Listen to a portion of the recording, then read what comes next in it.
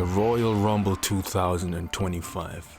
It was decent for the most part. Let's start with the Women's Royal Rumble and the highlights. Probably Alexa Bliss was the highlight here. She got the biggest pop. They went crazy, but they did nothing with her. She was eliminated far too early. Should have at least saved her for the last 4. She got dumped over the rope like she was nothing, so that was kind of a waste. Jordan Grace came on. I think I was watching and I turned for a second and I turned back around and I thought I saw the Ultimate Warrior run into the ring. Yeah. There was actually a spot there where her and Naomi hugged and you saw that Bianca Belair flip out. Is that foreshadowing her heel turn right there? She wasn't too pleased about them hugging and the crowd was about to boo her. So yeah, there's that part. Nikki Bella popped out. She got a decent pop. Of course, Trish Stratus came in and shut the place down. They went crazy for Trish Stratus. She actually looked decent this time around. Thank you, Trish. Decent performance in the ring. But where the hell is Jade Cargill? Is Jade Cargill causing that much havoc backstage that she can't show up in the Royal Rumble?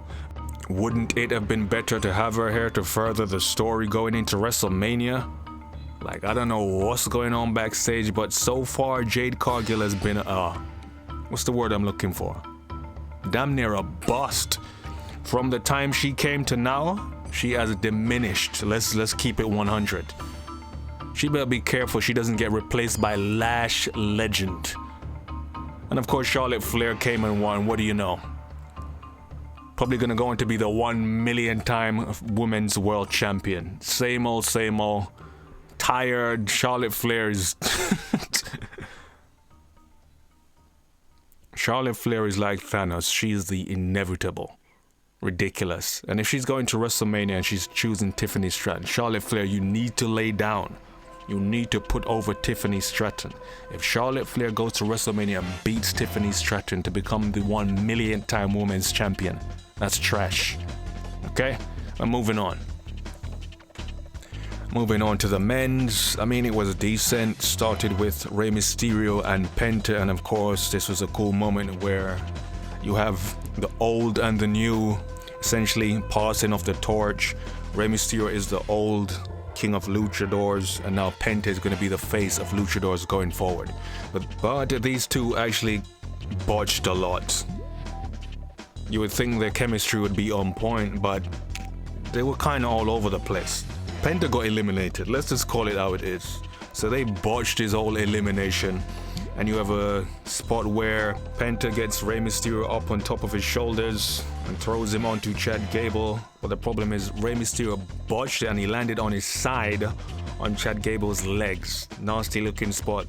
Everyone thought he may have broken his leg or some shit, but yeah. But obviously Chad Gable did his thing, like I say. The workhorses of Monday Night Raw and of WWE are not Gunther, okay? Or Cody Rhodes. The workhorses are Seth Rollins and Chad Gable. You're always gonna get a solid performance out of Chad Gable. So yeah, cool moves and cool selling. And of course you had a cool moment here where IShowSpeed came out, which was hilarious. I'll give it up to these guys, your Logan Pauls, your IShowSpeeds. Every time these guys come in the ring, they don't botch anything. And he took a nasty spear from Braun Breaker. He almost got broken in half and then got dumped outside. So yeah, that was a cool spot. Again, these guys are gonna get younger viewers watching your product. So yeah, go for it. Ludwig Kaiser looked like a damn goofball. What is the point of all these matches before where you're trying to portray him like he's coming up, he's a strong contender, then make him look like a damn fool in the Rumble? Lasted how many seconds? Garbage. There was literally no need for that. That was pointless, not funny.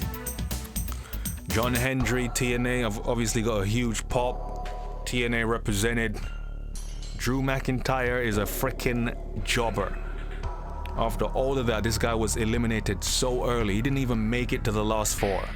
Drew McIntyre is a glorified jobber. Main event jobber.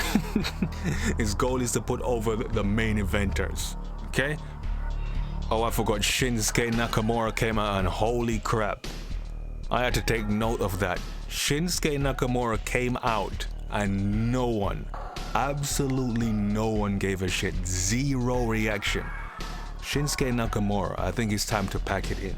Your new theme is shit and you get no reactions. Take the belt off this guy. Shinsuke is done. Let's be honest.